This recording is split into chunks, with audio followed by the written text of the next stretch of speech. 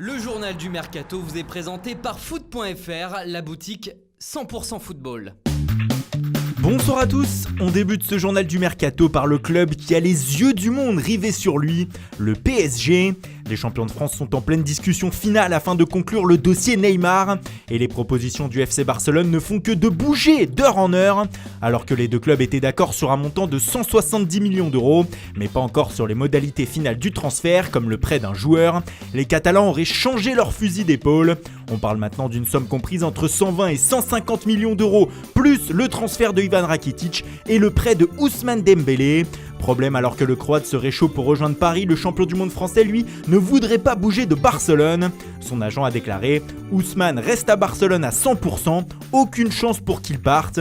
Il veut et va s'imposer à Barcelone. » L'ancien Rennais va-t-il donc faire capoter le retour de Neymar au Barça ? Pour le moment, la réponse serait plutôt oui, et le statu quo perdure. Et si le Brésilien retourne au Camp Nou, Paris aurait donc de l'argent pour tenter de lui trouver un remplaçant.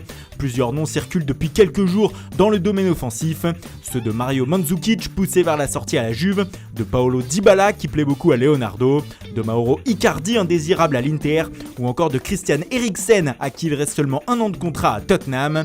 Paris devra aussi boucler certains dossiers en défense et au poste de gardien, Kevin Malcuit du Napoli, Rafael Guerreiro de Dortmund, Gianluigi Donnarumma du Milan AC et Keylor Navas du Real peuvent toujours atterrir dans la capitale avant le 2 septembre. À Monaco, le coach du club du Rocher, Leonardo Jardim, aurait fait de Luis Gustavo, le milieu de terrain de l'Olympique de Marseille, sa priorité pour la fin du mercato.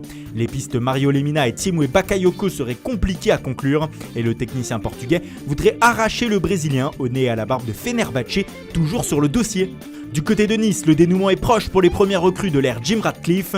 L'attaquant danois Kasper Dolberg et le milieu de terrain Alexis Claude Maurice sont actuellement sur la Côte d'Azur afin de passer leur visite médicale. L'officialisation est toute proche. Dans le même temps, les Aiglons réfléchiraient à faire revenir Hatem Ben Arfa.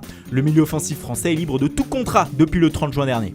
À l'étranger, Mariano Diaz est toujours indésirable au Real Madrid, mais l'attaquant dominicain ne voit aucun club réellement passer à l'action pour le recruter. Pourtant, plusieurs formations seraient intéressées, mais son salaire et son prix les refroidiraient. Mariano pourrait alors rester à Madrid cette saison. Même chose pour Blaise Matuidi à la Juventus Turin. Le champion du monde français était sur le départ, mais sa prestation contre Parme lors de la première journée aurait fait changer d'avis les dirigeants turinois. Selon la presse italienne, il pourrait finalement rester et même être de nouveau titulaire ce week-end contre Naples. Toujours en Italie, la crise est plus que jamais d'actualité entre l'Inter Milan et Mauro Icardi. Après les déclarations de sa compagne et agent Wanda Nara, les interistes ont réagi et convoqué leurs joueurs. Une réunion qui n'a rien fait avancer les deux camps restant sur leur position. L'Inter veut le voir partir mais Icardi ne veut pas quitter le club lombard. Il espère seulement une résiliation de contrat. De son côté, le latéral gauche d'Albert va lui rejoindre la Fiorentina. Il est arrivé à Florence afin de passer sa visite médicale.